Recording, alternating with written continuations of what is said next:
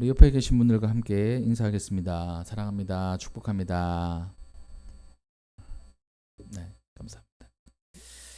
아, 추운 날씨 속에서도 하나님께 예배드리러 주님의 성전을 찾아온 우리 모든 성도님들을 사랑하고 축복합니다. 오늘 말씀은 때가 이르면이라는 제목으로 함께 주의 말씀을 나누고자 합니다.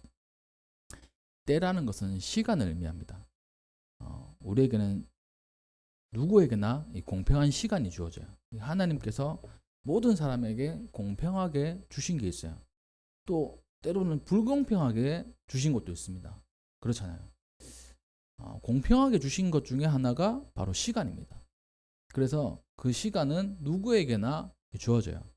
근데 그 공평한 시간 속에서 특별한 게 있는데 무엇이냐면 그 공평하게 주어진 모든 시간 가운데 하나님께서 임재하는 시간이 있다는 겁니다. 그거는 사람들마다 달라요. 하나님의 임재의 시간, 각 개인마다, 또 가정마다, 또 각 사람들마다 다 다릅니다. 그 임재의 시간을 경험하지 못한 사람도 있고요. 그 임재의 시간을 경험한 사람도 있어요. 오늘 본문 말씀에 보면 이 하나님의 임재의 시간을 경험한 사람이 있습니다. 이 사가랴라고 하는 분이에요. 이분의 그 이야기를 통해 가지고 하나님의 말씀을 우리가 나눌 때 큰 은혜의 시간이 되시기를 주님의 이름으로 축복합니다. 앞서서 얘기했듯이 우리가 때를 얘기했잖아요. 이 학생들은 이 공부할 때가 있어요. 뭐 공부는 평생 한다고 하지만 집중적으로 할 때가 있습니다. 이 때를 놓치면 이 공부하기가 힘들어요. 왜냐면 이제 성장하고 또 독립을 하면 먹고 살기 바쁘거든요. 그래서 집중해서 공부할 수가 없습니다. 저도 생각해보면 공부할 때가 있었어요. 대학교까지. 그리고 사역을 할 때가 있고 또 아이 키우는 때가 있습니다. 우리 애들 3명 이렇게 있는데 애들이 어느 정도 크기 전까지는 얘네들한테 진짜 거의 눈을 떼지 못했어요. 너무 어리니까. 근데 요즘에는 이제 뭐 좀 커가지고 눈을 떼도 알아서 잘 있습니다. 그러니까 공부할 때가 있고 뭐 아이를 키워야 될 때가 있고 그리고 많은 때들이 있는데 그때에 우리가 가만히 생각하면 하나님을 만날 만한 때, 이 성경에서는 하나님을 만날 만한 때를 얘기를 하고 있거든요. 하나님의 임재할 때 그때는 언제일까라는 그런 궁금증이 생깁니다. 이 성경에 많은 그 신앙의 선배들이 하나님을 만났어요. 그리고 하나님의 임재를 경험했습니다. 그래서 성경에 기록되어 있잖아요. 아브라함도 그렇고 이삭도 그렇고 야곱도 그렇고 다윗도 그렇고 모든 사람들이 하나님을 만나고 성경에서 하나님 뜻에 따라 살아가며 하나님께 복을 받았습니다. 그래서 하나님의 임재의 때, 또 하나님의 하나님께서 주신 그 약속이 실현되는 때, 특별한 때죠.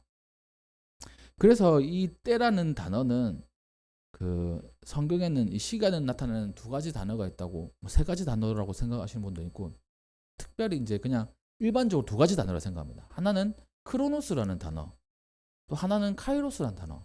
뭐 우리가 신앙생활하면 한 번씩 들어볼 얘기인데, 크로노스는 그냥 일반적인 시간이에요. 이 카이로스는 특별한 시간을 의미합니다. 성경에서는 카이로스를 하나님의 시간, 하나님의 임재의 시간, 하나님의 약속이 실현되는 시간, 이렇게 이야기를 합니다. 그래서 오늘 본문 말씀에 사게라도 하나님의 약속이 실현되는 그 시간이 있었던 거예요. 하나님을 만났던 그 시간이 있었던 겁니다.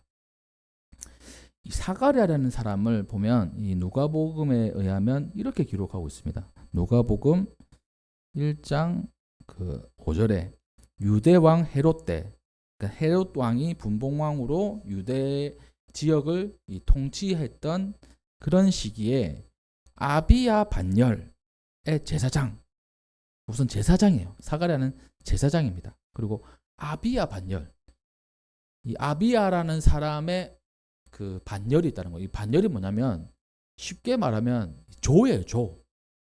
1조, 2조, 3조, 4조 이렇게 하는 것처럼 이 조가 있습니다. 조가. 제사장에게도. 왜 조가 있냐면 또 이제 계속 설명을 해드리겠습니다. 하여튼 아비야 그의 후손으로 조가 짜여진 제사장.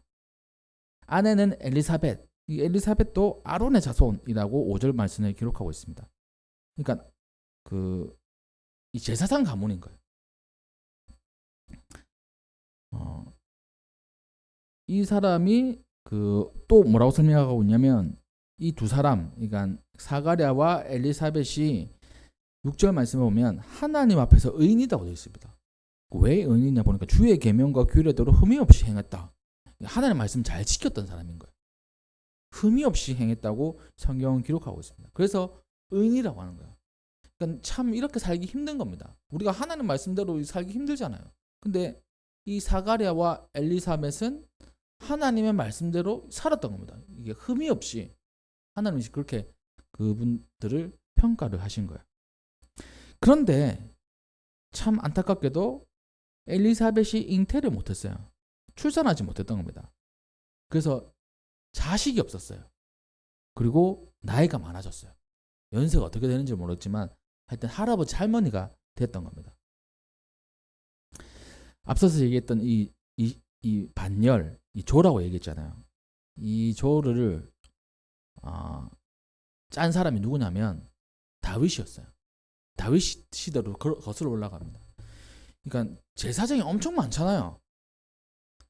그러니까 우리 교회로 치면 사실 이제 제사장 역할을 하는 사람이 접니다. 또 신약으로 치면 우리가 모두 제사장이에요. 만인 제사장. 너희는 거룩한 나라. 또 제사장이라고 말씀을 하셨잖아요. 근데 이 예배 시간에 이 공간에서는 제가 제사장인데 저는 혼자라 가지고 조가 1조밖에 없어요. 그래서 제가 계속 하는 거예요. 근데 그때 당시에 많은 제사장들이 있는데 다 할 수가 없는 겁니다. 여러 가지 역할들이 있는데 그래서 조를 짜가지고 일들을 맡기는 거예요. 예를 들어 가지고 이제 우리로 예를 들면 주일 낮 예배 설교를 조를 짜는 겁니다. 여러 명 있으면 1조는 며칠, 2조는 며칠 이렇게. 그래서 다윗 시대 때 24개 조를 짰어요. 24개. 그리고 그 제사장들을 조를 짜서 나누는 겁니다. 그 조 중에 8번째 조가 누구냐면 아비야였어요. 아비야 반야, 아비야 조였던 거예요. 그 아비야에서 후손이 누구냐면 오늘 말씀의 사가랴라는 겁니다. 이 다윗이 이 제사장들을 다윗 시대 때 이 조를 짰는데 왜 이렇게 했을까요? 이제 성전이 생기고 성전이 만들어지고 하면 하나님께 예배를 좀 더 체계적으로 드려야 되지 않겠습니까? 그러니까 아마 짰던 것 같아요. 그리고 그 제사장들은 아론의 아들들이었습니다. 이 아론의 아들들을 통해서 제사장들이 계속 이제 계승이 되어 온 거예요. 세습이 되어 온 거예요. 계승이라고도 하기도 하고 세습이라고도 하긴 하는데 세습이라고 얘기하면 약간 좀 어감이 그렇죠. 계승. 아론의 아들들은 4명 있었습니다. 근데 2명은 예배 드릴 때 하나님 시키지 않는 나쁜 짓을 해가지고 죽어버렸어요. 첫째 아들, 둘째 아들이 하나님의 그 말씀대로 예배를 드리고 제사를 지내야 되는데 자기 마음대로 하다가 아론의 첫째, 둘째가 죽어버렸어요. 그 셋째, 넷째가 있는 겁니다. 셋째, 넷째가 누구냐면 엘리아살과 이다말이에요. 이다말. 그래서 셋째, 넷째가 첫째, 둘째가 죽어버렸으니까 셋째, 넷째가 첫째, 둘째가 된 겁니다. 그래서 엘리아살의 후손들은 16조, 이다말의 후손들은 8조. 왜냐하면 장자에게 2몫을 주는 게 이 성경의 법칙이거든요. 세온이에게 2,000원 주고 나머지에게 1,000원 주는 게 성경의 법칙인 거예요. 좋지? 이런 거예요, 이런 거. 성경의 법칙인데 하여튼 그래가지고 첫째인 이제 명목상 첫째인 엘르아살이 16조, 그다음에 둘째인 이다말이 8조, 해가지고 총 24조가 이게 다윗 시대 때 정해진 거예요. 성전에서 하는 일들이 얼마나 많습니까? 그래가지고 그 일들을 나누는 거예요. 일주일씩 나누는 겁니다. 일주일씩. 그러면 일주일씩 나누면 24개조니까 24주가 지나가는 거죠. 이렇게 계속 돌아가는 겁니다. 이렇게. 어떤 사람은 어떤 일을 하고 어떤 사람은 어떤 일을 하고 이렇게 하는 거예요. 조가 돌아가면서. 그러면서 어떤 일이 있냐면 이 제사장의 임무 중에 하나가 성소 안에 분향단이라고 있습니다. 향을 피우는 거예요. 그 향을 피우는 임무가 있어요. 이 임무가 좋은 임무일까요? 안 좋은 임무일까요? 생각할 때 어떻습니까? 좋은 임무예요. 제사장들은 하고 싶은 임무예요. 왜냐하니까 그러니까 성전 안에 성소와 지성소가 있잖아요. 지성소는 아무나 못 들어갑니다. 대제사장만 들어갈 수 있어요. 대제사장도 1년에 한 번 들어갈 수 있어요. 거기는 못 들어가요. 대제사장만 갈 수 있기 때문에.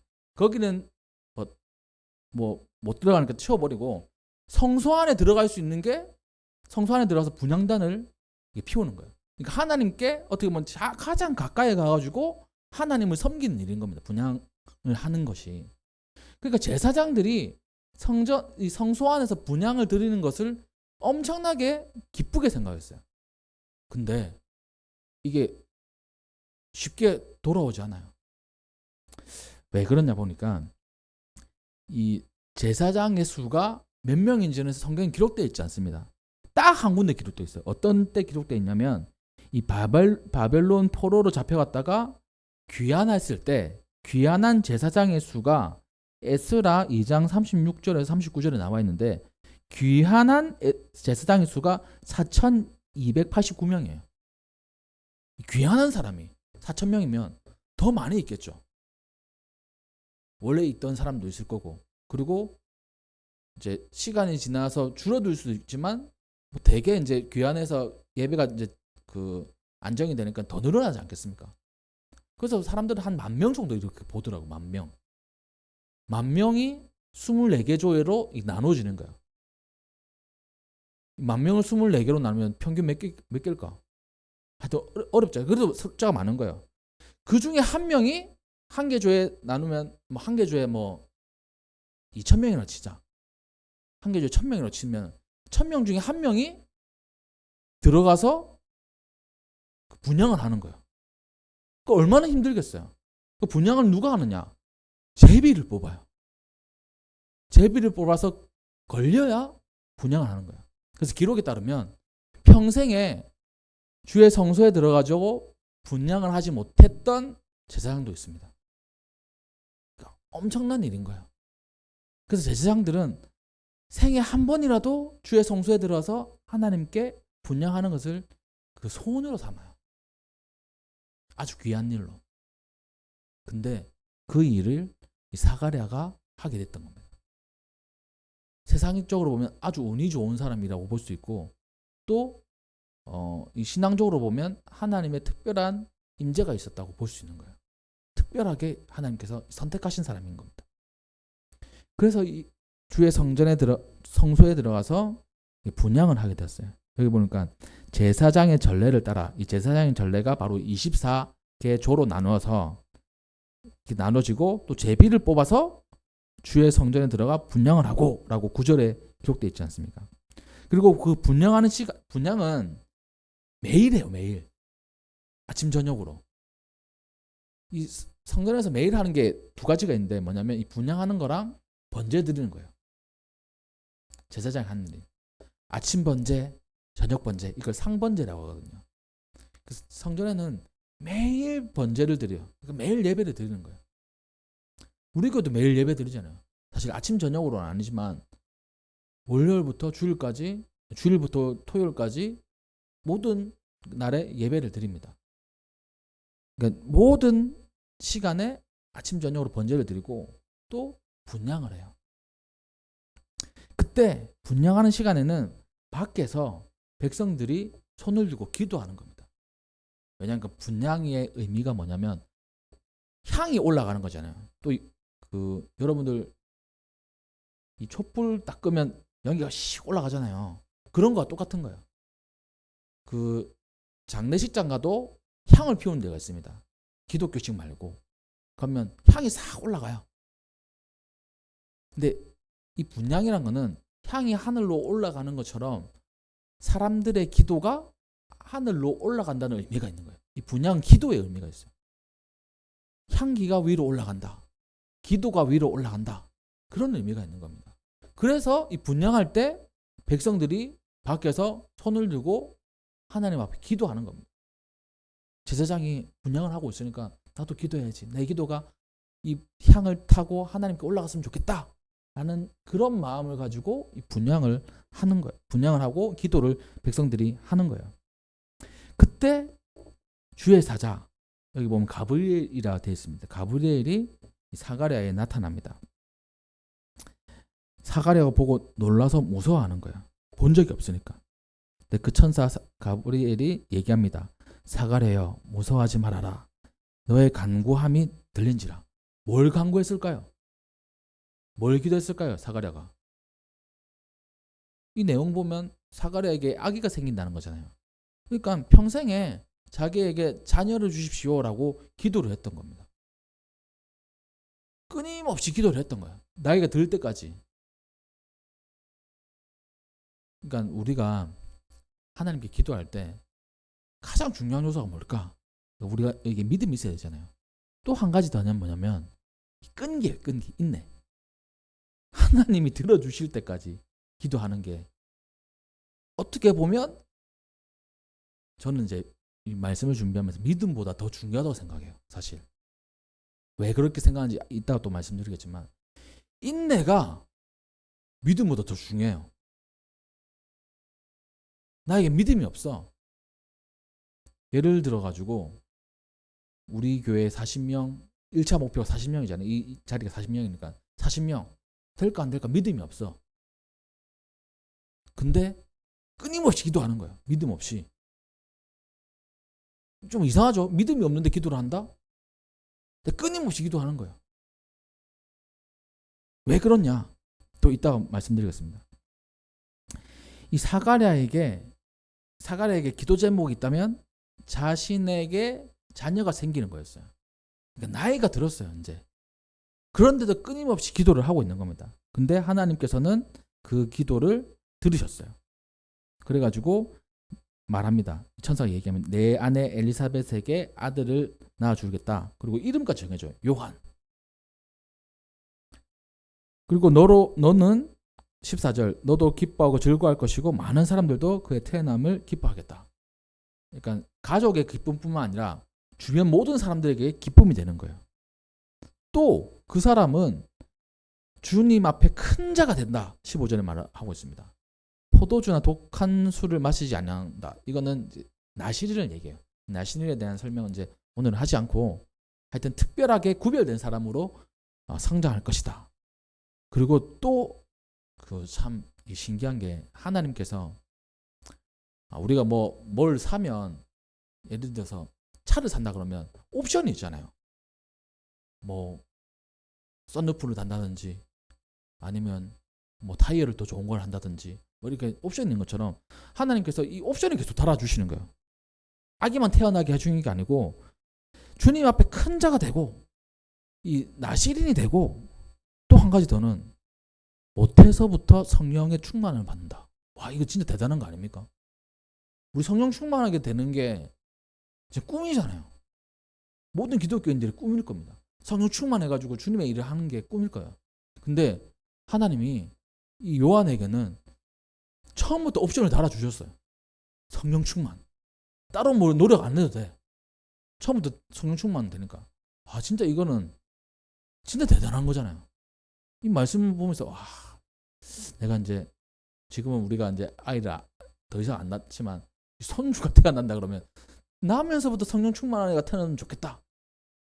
이런 생각이 들어요. 그래서 우리 권사님도 그렇고 그렇게 기도하세요. 이제 태어날 아이들이 있으면 나면서부터 성령 충만하면 얼마나 좋을까. 그런 기도를 해봅니다.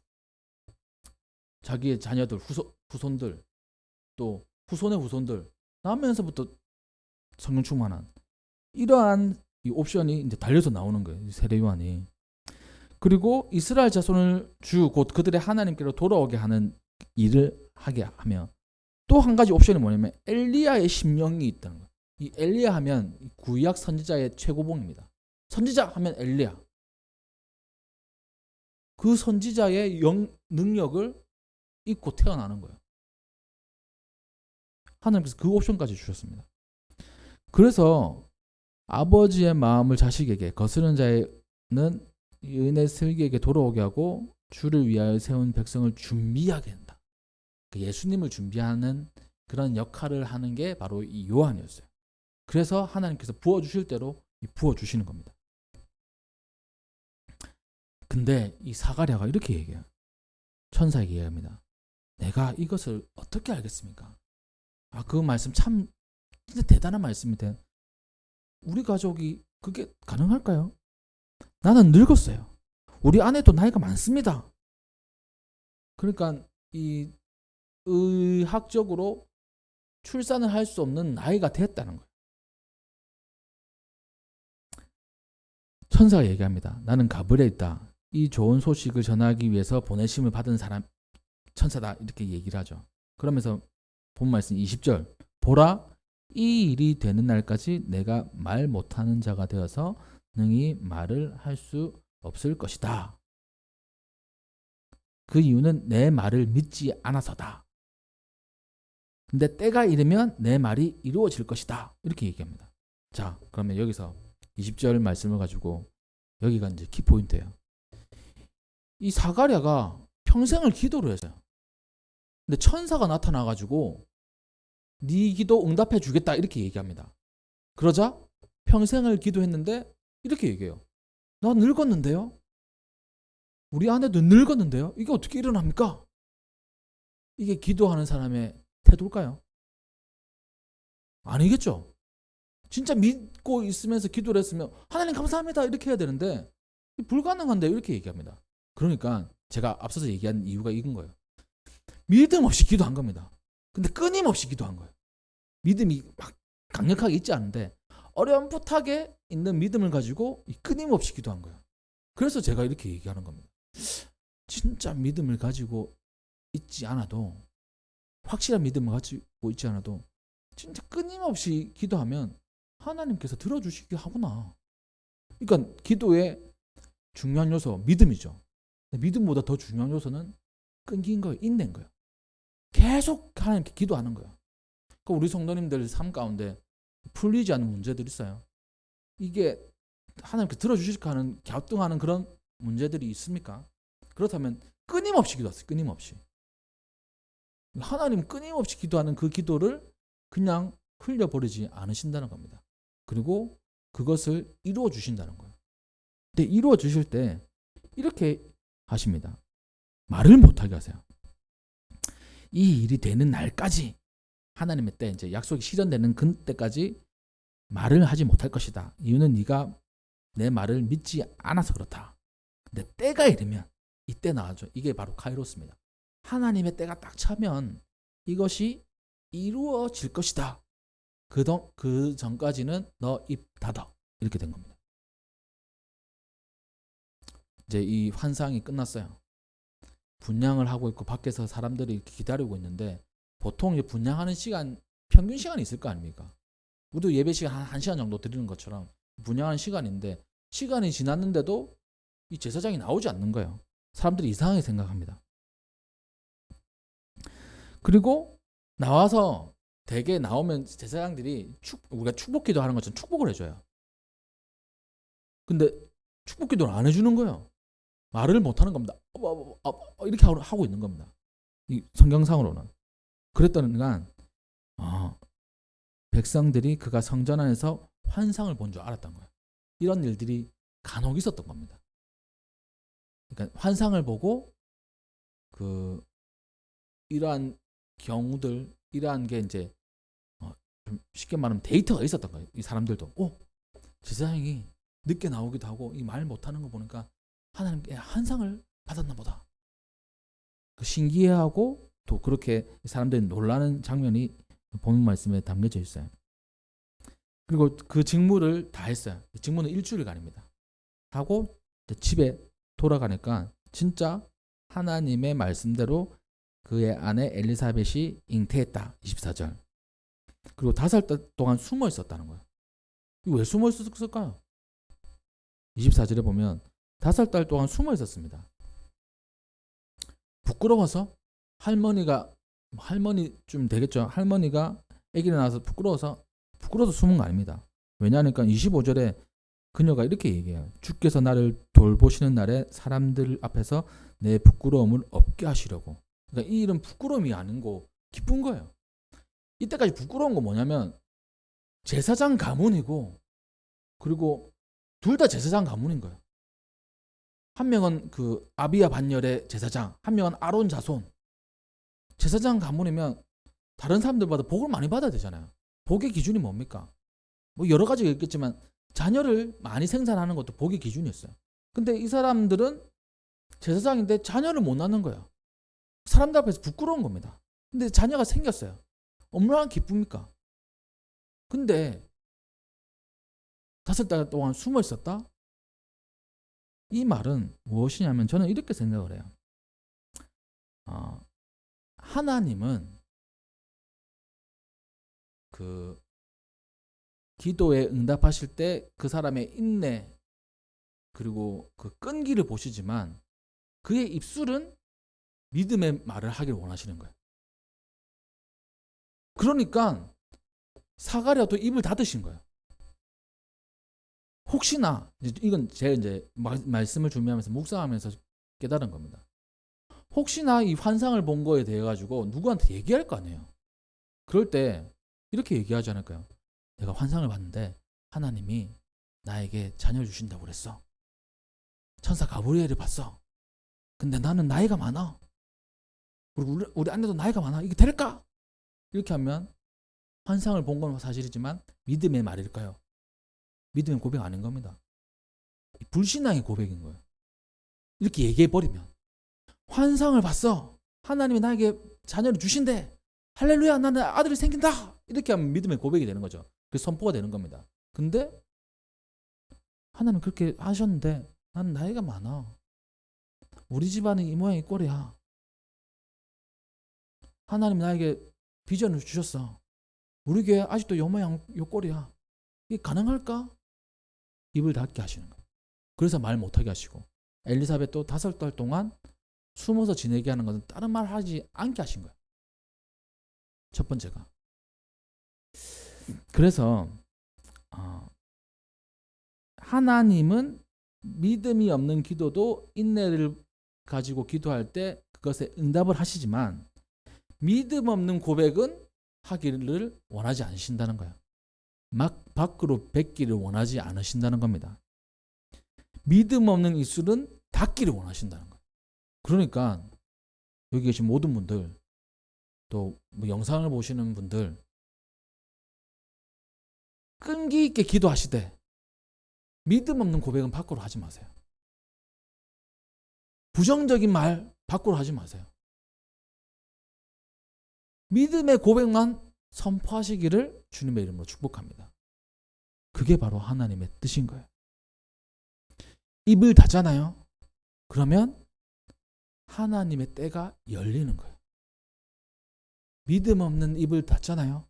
그러면 기적의 하나님의 때가 열리는 겁니다. 이게 오늘 본문 말씀이 주시는 참 좋은 진리예요. 진리. 말씀을 정리하도록 하겠습니다. 이 사가랴 대단한 집안입니다. 그리고 하나님의 축복 속에서 이 분양을 하는 그런 임무도 맡게 되었어요. 근데 그의 삶은 참 좋은 집안이지만 아픔이 있었습니다. 자녀가 없었기 때문에. 근데 하나님께서는 그 간구함을 들으셨어요. 그러니까 그 목회자, 제사장은 제가 볼 때 되게 약간 성실한 부분도 있어요. 이게 성실하지 않는 분도 계시지만 끊임없이 차곡차곡 하에 가는 부분들이 있습니다. 제가 아는 분들은 다 그래요. 매일 새벽기도 하시죠. 매일 새벽기도 하는 거 어렵잖아요, 사실. 보통 사람으로서는. 매일 새벽기도 예배 인도를 하고 있는 자리에서 열심히 하십니다. 그러니까 인내하고 또 끊임없이 하는 거 이런 부분에는 강점이 있는 것 같아요. 이 사가랴도 마찬가지였어요. 끊임없이 하나님 앞에 기도를 한 겁니다. 사실 믿음이 약간 없었죠. 그 고백을 통해서 보면. 근데 하나님은 그 믿음이 약한 끈질긴 기도에 응답을 하셨습니다. 그리고 믿음이 생길 때까지 입을 닫게 하셨어요. 또 입을 닫으니까 하나님의 때가 차서 하나님의 이 기적이 세례 요한이라는 대단한 사람으로 나타나게 된 겁니다. 이 성경에는 기도함으로 이 약속의 자녀를 받은 사람이 몇 명 등장을 합니다. 그 중에 하나가 세례 요한이에요. 또 그 중에 하나는 우리가 잘 아는 사무엘이잖아요. 사무엘은 한나라는 엄마의 이 끈질긴 기도를 통해서 태어난 아들입니다. 사무엘도 제사장이었어요. 그리고 참 이것도 이게 신비로운 건데 이건 좀 더 연구를 해야 돼요. 세례 요한은 어떤 사람이 제사장이 되어야 돼요.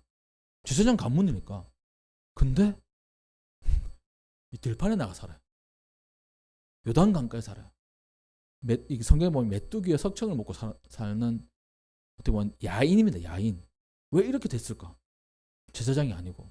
이거는 성경에 안 나와 있어가지고 연구를 좀 해봐야 되지만 아무튼 제사장 가문 2명의 제사장이 태어난 기도를 통해 가지고 끈질긴 기도를 통해서. 사무엘은 사사시대를 끝내고 왕정시대로 이어주는 다리 역할을 하는 사람입니다. 한 인물이 시대와 시대를 연결하는 사람인 거예요. 세례 요한은요, 구약을 끝내고 신약을 시작하는 그 사이의 인물이에요. 이 시대를 연결하는 인물이 태어난 겁니다. 기도를 통해 가지고. 그러니까 우리의 끊임없는 기도, 끈질긴 기도가 하나님의 응답을 이뤄낼 뿐만 아니라 시대를 바꾸는 큰 역사도 일어난다는 사실을 우리는 기억해야 돼요. 그러기에 여기 계신 모든 분들이 기도할 때 이 한 가지예요. 끊임없이 끈질기게 기도하는 겁니다. 전에도 제가 한번 설교한 적 있잖아요. 이 과부가 찾아와가지고 불의한 재판장에게 얘기를 하잖아요. 계속 얘기합니다. 그러니까 그 사람 불의한 재판장인데 귀찮아서라도 들어주는데 하물며 너의 하늘 아버지는 어떻겠느냐. 끊임없이 기도를 하는 거예요. 그리고 또 우리가 믿음에 대해서 계속 우리가 보고 있는데 믿음은 뭐라고 했습니까? 그 모세가 아말렉과의 전투를 바라볼 때 손을 들고 있는 거잖아요.